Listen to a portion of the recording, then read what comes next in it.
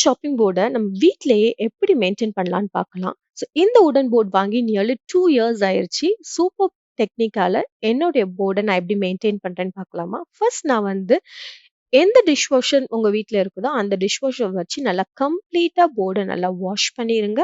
So once நல்லா wash பண்ண பிறகு கம்ப்ளீட்டா ட்ரை பண்ணிருங்க.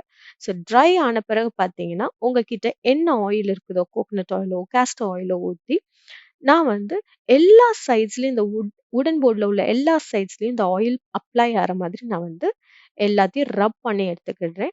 பார்த்தீங்கன்னா, ஒன்ஸ் ரப் ஆன பிறகு நம்மளுடைய போர்ட் வந்து ரெடி ஆயிருச்சு. ஸோ இந்த டெக்னிக்க கண்டிப்பா மறக்காம ஒன்ஸ் இன் அ மந்த் நான் வந்து செஞ்சுருவேன். இப்படி பண்றதுனால இந்த போர்ட் சூப்பர்ப் அண்ட் கிளீனா மெயின்டெயின் ஆயிட்டு இருக்குது.